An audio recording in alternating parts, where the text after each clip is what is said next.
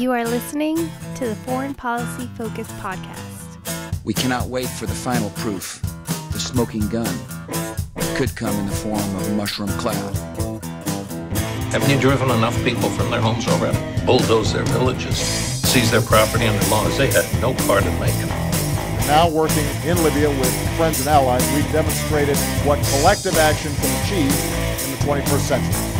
Now the host of the show, Kyle Inslee. This is episode 489 of the Foreign Policy Focus podcast. On today's show, I'm covering new leaked documents from the OPCW exposing more lies about the claims that Assad used chemical weapons. I have updates on the coronavirus crackdown here in the US, and I'm talking about Trump's decision to veto a War Powers Act passed by Congress. All right, everybody, I need you to share the show. You find it online at the Libertarian Institute, where I am the news editor and write the daily news roundup. Both the roundup and the show are found on the homepage libertarianinstitute.org. If you're a new listener to the show, make sure you subscribe to it somewhere. New shows out every Monday, Wednesday, Friday, covering the worst crimes of the empire. And lastly, you donate to the show over at patreon.com/foreignpolicyfocus. All right, so first up, some news on the coronavirus crackdown. Apparently, there have been 35.5 million Americans filing for unemployment since the middle of May when the lockdown started. Now, while that number, I guess, doesn't seem particularly striking, I mean, there's 300 and something million Americans, so maybe 10% of the population. This is about 1/5 of the American workforce. Now, I suppose there could be people who filed for unemployment, picked up another job. I have seen a lot of hiring signs at businesses that are open, UPS, grocery stores. So it could be possible that not all of these people are currently out of work. And I believe these are people who filed for under the first time. And I've also heard stories of people who are working jobs where they're like rotating shifts. And so one week you're unemployed and filing for unemployment, and the next week you're working. And then the other half of the company does the same. And so I guess this isn't necessarily a situation where we are looking at unemployment rate of 20% right now, or even, I know there's a lot of arguments against the official government unemployment numbers, but that is a lot of people and a huge percentage of the American workforce who have now lost their job, meaning income, healthcare, and a lot of other just support and stability in their lives because of this lockdown. And so when you're weighing, everything that you think positive is coming out of this lockdown, as far as if it is permanently reduced curve and in some way, over an extended period of time, reducing the number of deaths caused by coronavirus, you do have to weigh that against all these people who have lost their jobs. And remember, you have a lot of people in the United States who are dependent on somebody's job too. So, there could be 33 million Americans, but, maybe some are from single breadwinner homes. And so now, the wife and the kids also are unsupported. Maybe there's a single mother out there who has like 3 children and also lives, her mother. And this is a situation where, again, you now have 5 people who are unsupported by this. So millions and tens of Americans, if not more, are, suffering a loss of income during this time. And that's going to have huge impacts going forward, especially if some of these jobs don't come back or don't come back soon enough. One real life example of this was in a story out of Dallas that got some national attention. And I think this woman seems to be one of the more sympathetic figures of the Open Up movement. And this is a Dallas salon owner who decided to keep her business open during the lockdown, and she was sentenced to 7 days in jail and a $7,000 fine, and then an additional $1,000 fine for every day that she kept her business open through the end of the lockdown. She was given an offer to avoid the jail time by apologizing. The judge or the police officer wanted to apologize, I guess, to the community at large. So I guess really them and, admit to, that their authority and that they're correct and that she was in the wrong. She refused to do so. And even though this would got her out of serving 7 days in jail, because she said, look, I have to keep this business open because, there are people who work there who are making money. They need to feed mouths. She's saying that the women who cut hair there are deciding between feeding themselves and their children, and knowing that, what's she gonna do? Close her business and force them to make that decision, or keep her business open and allow those people to continue to feed themselves and their family? I believe the woman's lawyer even took a pretty accurate dig at the judge, and this is the way I do think, even if you're somebody who supports the lockdown, understand this, that if you're somebody who hasn't lost your income, you look like, as you know, the attorney said, the judge is able to order pizza every night and have food brought to his home. But so many other people aren't in that, demographic and can't do that. And so, even if they are getting money from the government and they're stretching it, they have to go to the store to get their food. And, it's a lot more complicated than people who could afford to have everything delivered and keep their income even during a lockdown. And so, again, if you are somebody who supports lockdown, just understand that if you haven't lost your income, it's really hard to say you understand the suffering between deciding to feed yourself and your children. Talking about some of the cronyism that has come out of this lockdown, while we all got a couple pennies from the $4 trillion or whatever the hell kind of money they end up printing, loaning out stimulus, some companies got billions, like United Airlines. And even though they got $5 billion, they're now going to cut the hours of 15,000 employees. Now, I think this is one of the best stories that disproves the idea, or this, kind of talking point that I've heard thrown around a lot, that there are no libertarians during a pandemic. Because somehow we need the government to take care of this at a time when air travel has plummeted because people are deciding that it's unsafe to, go fly somewhere. Hell, like, if you're going to visit your grandma, you don't want to go through the airport, even if you're not necessarily worried about getting the coronavirus yourself. You don't want to give it to her. You don't want to travel through the airport and then, you go and you have to social distance. That's not what you want. So there's almost no air travel going on right now. Yet the TSA is hoarding 1.3 million N95s. Those are the super good ones that the healthcare workers, they're hoarding those masks. It's absolutely absurd that this is going on. And in fact, the employees of the TSA are saying that, hey, we don't even want these things. We rather wear the surgical mask, more comfortable. I mean, I do have a special hatred for the TSA. For me, they're the feds, and I hate all the feds, but they're the ones that most often really intrude on my freedoms and make me feel uncomfortable and, touch me in places I'm not comfortable with them touching. And so, to find out that they are now hoarding 1.3 million masks during this, coronavirus panic, where we're all supposed to give up so many of our own comforts and freedoms for the general welfare of all of us. And it's, the government agencies that are failing on the largest scale to actually do what they need to do for all of us to, stay as healthy as possible. Apparently, Donald Trump had a phone call with Vladimir Putin, and one of the topics that came up was arms and disarmament agreements. The important thing here is we are under a year now left on the New START treaty. This is the last remaining nuclear arms pact between the United States and Russia. It caps the number of nuclear weapons that each country has and how many nuclear weapons are deployed and on what kind of different systems and stuff like that. So very important treaty. It makes sure that we don't have tens of thousands of able to destroy the world several times over. We just have enough to destroy the planet once or twice. So now, for the past year and a half that this has been something of a discussion, often in the back burner, not talked about in the mainstream media. It never captured the attention that like Russiagate or hardly anything that Donald Trump has tweeted has gotten. But the Trump administration's position is that we're only going to extend this if China joins. Now, the problem is that this caps U.S. and Russian nuclear weapons at like 1,500, and China has 300. So, they're not going to further reduce their stockpile if it is many times smaller than the U.S. and Russian stockpile. So, this is a poison pill.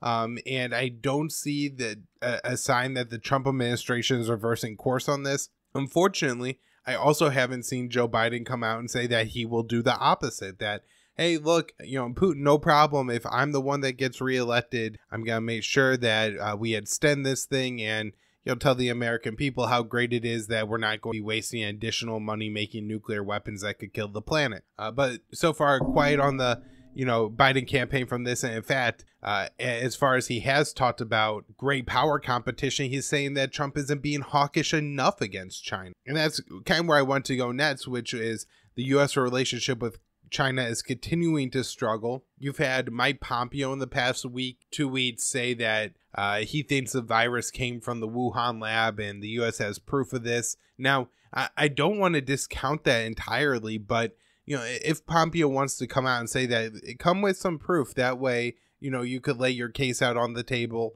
And because the United States has been playing politics with China for so long, starting the trade war, all these, kind of trading accusations back and forth over the past couple of months, Pompeo and the Trump administration, they've kind of discredited themselves a little bit on this. They seem like they're just ideologically believers that the Chinese do terrible things, and so this must be them. And so if they could come with some proof, look, it originated here, this is the first cases, this, that, or the other thing, that would be really helpful at this time. If not, it's just deteriorating an important relationship with China.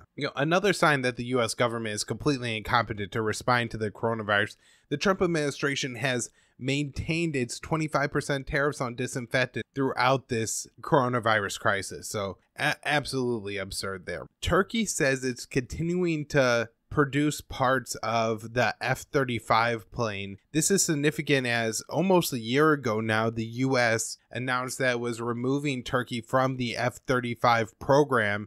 This includes selling them planes and also the parts, I believe, landing gear and some cockpit gear that the Turks were making for the plane. This was now going to go to either American or some European partners. But they've been unable to transfer it to anyone, so Turkey is still within the F-35 supply chain. So if we can all remember back a couple months ago, one of the big important things going on was Congress, both houses, passing a joint resolution that they said invoked the War Powers Act to prevent Donald Trump from starting a war against Iran. Now, because of past Supreme Court decisions, how the War Powers Act was used, and because this was a joint resolution rather than a concurrent resolution, Donald Trump was able to veto the resolution, and that's what Trump did this week. This veto is huge when you just look at what it means for the president to be able to take a resolution passed by Congress saying you absolutely cannot start an aggressive war against this country and then veto it, asserting that the president does have the right to start a war against anyone he wants. I would assume this would mean that Congress would have to override the veto, and that you essentially need 2/3 in each house or to pass a concurrent resolution to prevent the president from starting a war. But on a constitutional ground and just a logistical one, this is really absurd. You would need a huge movement in the country to prevent the president from starting a war with a country that's, not an enemy and not a threat to America. So if you're listening to the show a month ago or so, when, this was passed, this was expected, and I had talked about, this outrage at the time, what abuse of the Constitution it is, and why it has to be opposed, and why Congress has to, assert the authority over war powers. But I think we're going to see, especially now that it happened in the middle of this coronavirus crisis, it's going to get almost no media attention. Congress, the Democrats definitely aren't going to do anything, and the issue is going to fall by the wayside. Now, I guess the hope is that tensions with Iran are a little bit lower now than they were, at the time that this was passed. So hopefully we just are able to get through the next few months without a flare-up of issues in the Middle East. Hopefully the coronavirus story dies out, and then, again, Congress and people will be interested, or at least willing to listen to arguments about why we need to constrain the presidential war power. The U.S. is planning to deport an Iranian scientist who was accused of stealing secrets and then was acquitted. I guess it's possible that his being deported to Iran is going to be part of a prisoner swap with a few Americans who are held in Iran, but no new details out on that yet. The Pentagon admitted to killing 138 civilians in 2019. This is a major undercount, especially with the increase in operations in Afghanistan. But more than a signal of how many civilians it killed, it just goes to show that the Pentagon really doesn't care who it kills, and it doesn't even bother to count them in any kind of accurate way. For example, I think they report killing like 2 civilians in Somalia. They carried out dozens of airstrikes in that country. Very little reporting on them. But when there is reporting, they say, oh, maybe an Al-Shabaab guy was around, but 3 or 4 people killed here were civilians. In this case, they killed an old man and a young boy, neither involved with Al-Shabaab. And all those deaths go uncounted on the Pentagon number. A couple important new developments in Israel as Netanyahu attempts to form a new government that he could be prime minister of. A unity deal was signed between Netanyahu and his former main political rival Bernie Gantz to allow Netanyahu to remain prime minister for at least the next 18 months. But he is also the subject of a pretty serious corruption investigation that seems pretty clear that he's guilty of, and that there's evidence to convict him on. And so he's desperately kind of clinging to remaining prime minister, seeing that as being his safeguard from going to jail. The last hurdle this government needed to clear in order, for Netanyahu to begin his next term as prime minister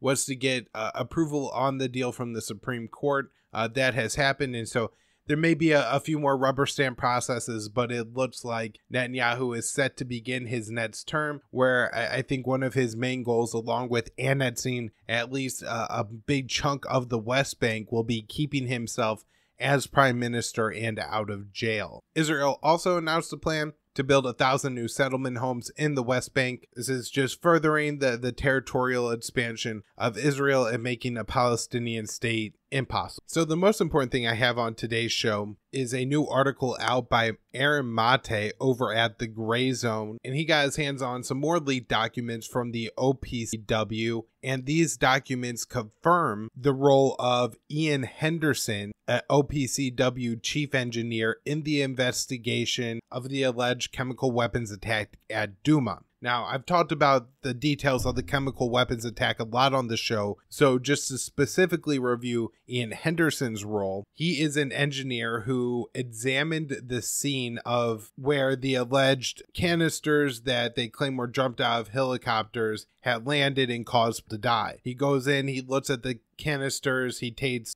different pictures, measurements, anything that an engineer needs to do that I don't understand about the scene, and then does recreations and basically finds that there's an insufficient amount of damage on the canister for the thing to have been dropped from a helicopter at a high enough distance to have penetrated the concrete roof and then, have caused these people to die. And so his, conclusion, or, the obvious conclusion, is that the scene must have been in some way staged, where whoever was in control of that territory put those canisters there to make it look like a chemical weapons attack happened. At the time, Jaish al-Islam, a Syrian rebel group linked to Saudi Arabia, was in control of Douma, and there was members of the Civilian Defense Force, which is the white helmet tied to Al-Qaeda. So this is Ian Henderson's findings. He's a member of the OPCW. This is what he puts out. But the OPCW then releases a report